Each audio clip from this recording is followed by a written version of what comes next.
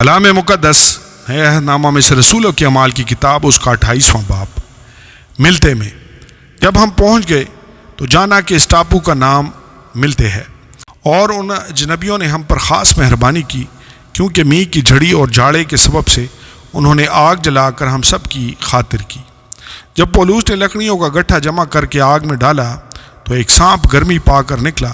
اور اس کے ہاتھ پر لپٹ گیا۔ جس وقت ان اجنبیوں نے وہ کیڑا اس کے ہاتھ سے لٹکا ہوا دیکھا تو ایک دوسرے سے کہنے لگے کہ بے شک یہ آدمی خونی ہے، اگرچہ سمندر سے بچ گیا تو بھی عدل اسے جینے نہیں دیتا۔ پس اس نے کیڑے کو آگ میں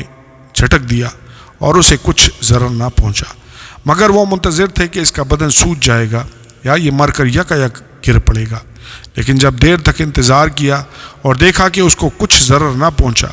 تو اور خیال کر کے کہا یہ تو کوئی دیوتا ہے۔ وہاں سے قریب پیلبیوس نام اس ٹاپو کے سردار کی ملک تھی، اس نے گھر لے جا کر 3 دن تک بڑی مہربانی سے ہماری مہمانی کی۔ اور ایسا ہوا کہ پیلبیوس کا باپ بخار اور پیچس کی وجہ سے بیمار تھا۔ پولوس نے اس کے پاس جا کر دعا کی اور اس پر ہاتھ رکھ کر شفا دی۔ جب ایسا ہوا تو باقی لوگ جو اس ٹاپو میں بیمار تھے آئے اور اچھے کیے گئے، اور انہوں نے ہماری بڑی عزت کی، اور چلتے وقت جو کچھ ہمیں درکار تھا جہاز پر رکھ دیا۔ ملتے سے روم کو روانگی۔ 3 مہینے کے بعد ہم اسکندریہ کے ایک جہاز پر روانہ ہوئے جو جاڑے بھر اس ٹاپو میں رہا تھا اور جس کا نشان دیسیکوری تھا، اور سرکوسا میں جہاز ٹھہرا کہ 3 دن رہے، اور وہاں سے پھیر کھا کر ریگیوم میں آئے، اور 1 روز بعد دکھنا چلی تو دوسرے دن پتیلی میں آئے۔ وہاں ہم کو بھائی ملے اور ان کی منت سے ہم 7 دن ان کے پاس رہے، اور اسی طرح روما تک گئے۔ وہاں سے بھائی ہماری خبر سن کر ایپیوس کے چوک اور 3 سرائی تک ہمارے استقبال کو آئے، اور پولوس نے انہیں دیکھ کر خدا کا شکر کیا اور اس کی خاطر جمع ہوئی۔ روم میں جب ہم روما میں پہنچے تو پولوس کو اجازت ہوئی کہ اکیلا اس سپاہی کے ساتھ رہے جو اس پر پہرا دیتا ہے۔ 3 روز کے بعد ایسا ہوا کہ اس نے یہودیوں کے رئیسوں کو بلوایا، اور جب جمع ہو گئے تو ان سے کہا اے بھائیو، ہر چند میں نے امت کے اور باپ دادا کی رسموں کے خلاف کچھ نہیں کیا، تو بھی یروشلم سے قیدی ہو کر رومیوں کے ہاتھ حوالہ کیا گیا۔ انہوں نے میری تحقیقات کر کے مجھے چھوڑ دینا چاہا، کیونکہ میرے قتل کا کوئی سبب نہ تھا، مگر جب یہودیوں نے مخالفت کی تو میں نے لاچار ہو کر قیصر کے ہاں اپیل کی، مگر اس واسطے نہیں کہ اپنی قوم پر مجھے کچھ الزام لگانا تھا۔ بس اس لیے میں نے تمہیں بلایا ہے کہ تم سے ملوں اور گفتگو کروں، کیونکہ اسرائیل کی امید کے سبب سے میں زنجیر سے جکڑا ہوا ہوں۔ انہوں نے اس سے کہا نہ ہمارے پاس یہودیہ سے تیرے بارے میں خط آئے، نہ بھائیوں میں سے کسی نے آ کر